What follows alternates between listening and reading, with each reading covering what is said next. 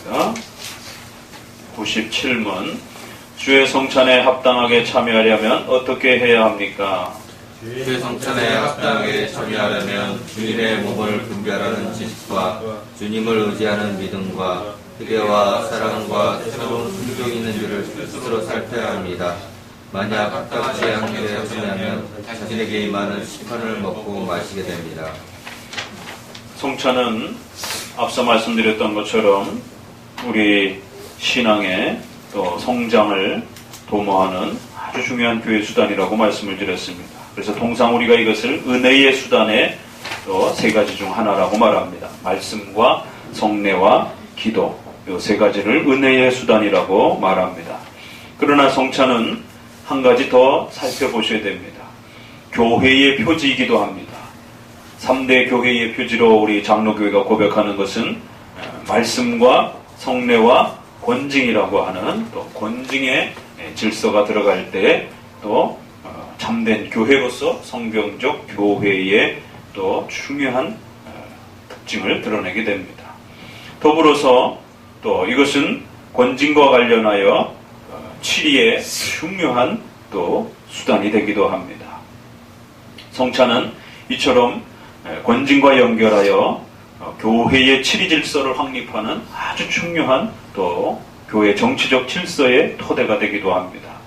바로 주의 성찬에 참여하지 못하게 하는 수찬정지, 성찬을 금지시키는 것은 교회가 줄 수 있는 가장 큰 벌입니다. 권징의 질서에 있어서 교회법에 허락되어진 몇 가지 원칙은 목회자의 개인적인 권면이 있습니다. 개인적인 권면을 통해서도 듣지 아니하면 교회의 공적인 또 책망을 통해서 성도에게 훈계를 합니다. 그리고 그 훈계를 또 듣지 아니하면 당회의 또 판단에 따라 여러 가지 직분과 또 질서에 있어서 정직과 또 여러 가지 직분의 제재를 가하게 됩니다. 그래도 또 회개하지 않는다라면 성찬 금지라고 하는 아주 엄중한 벌을 내리게 됩니다.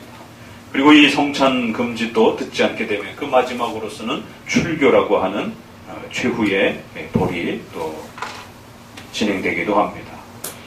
교회의 공적 질서로서 집행되어지는 그러한 내용에 있어서 수찬정지는 가장 또 엄중한 벌에 해당이 되는 것입니다. 성찬이 왜 그렇게 엄중한 벌로서 권징의 이 중요한 질서 안에 세워져 있는지를 또 우리는 잘 기억하셔야 됩니다. 그것이 주는 큰 은혜가 너무나도 크기 때문에 그것을 빼앗는 것이 또 가장 큰 벌이 되는 것입니다.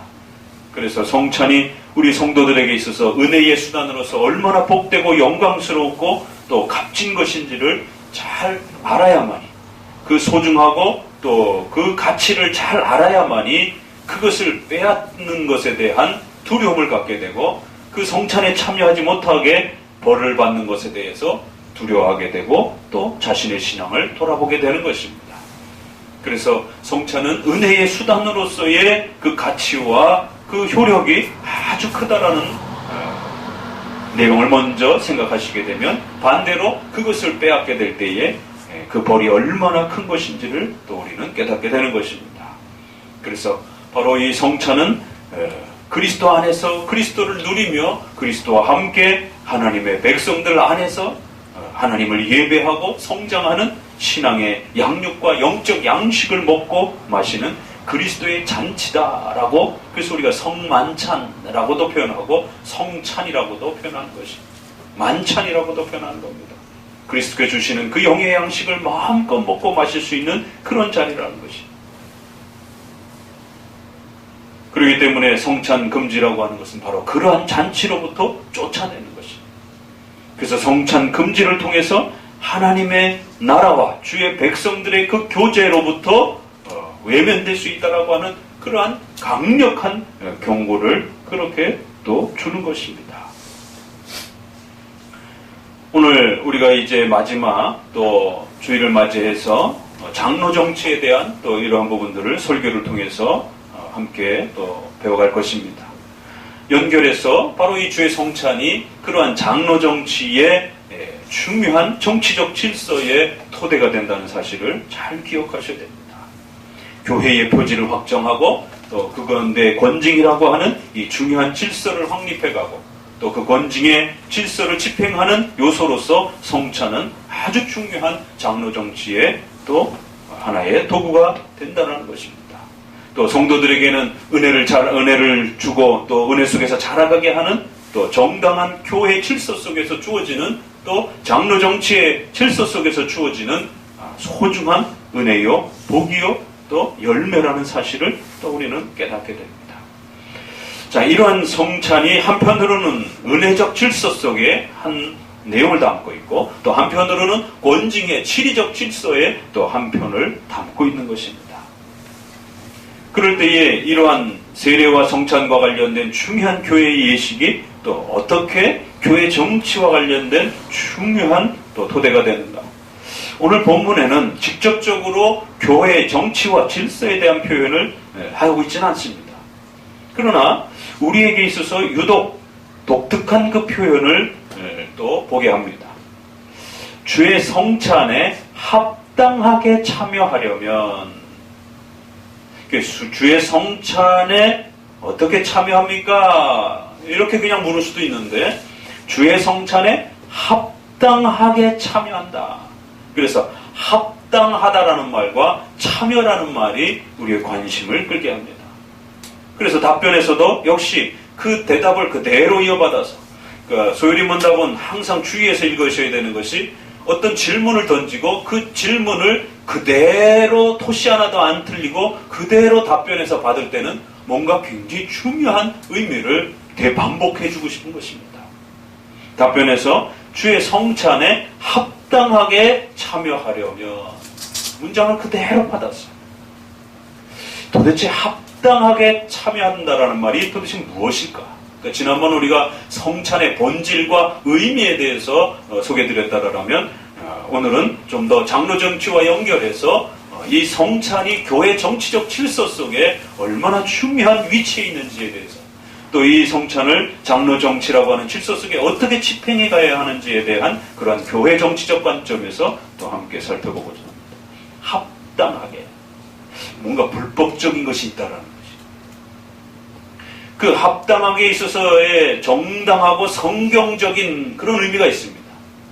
로마 가톨릭의 화채설이라든가 또 아무 의미가 없는 것처럼 취급하게 되면 성경적 가치를 훼손하는 것이 그것도 합당하지 않은 것입니다. 그러니까 합당하게라는 의미에는 신앙적 의미가 있고 교회 정치적 질서의 의미가 있는 겁니다. 하나는 성경적으로 합당하지 않다는 것입니다. 그래서 성경적으로 영적 임재설이라고 하는 성경이 가르치는 그 올바른 성찬의 의미를 잘 이해하고 바르고 정당하고 합당하게 성경적으로 참여하셔야 된다는 거예요. 하나는 신앙적 의미죠. 교리적 의미죠. 그러나 이 합당하고 정당하다라고 하는 의미는 교회 질서적 의미도 또 포함하고 있는 것입니다. 소요리 문답은 대요리 문답에서 풀어서 설명하는 그 많은 내용들을 한마디와 한 문장으로 요약을 하기 때문에 많은 문장들을 빼버리고 핵심적인 내용을 담는 것입니다. 그래서 이 합당하게 참여라는 말에는 그렇게 신앙적 의미와 교회적 질서적 의미가 담겨 있는 것입니다.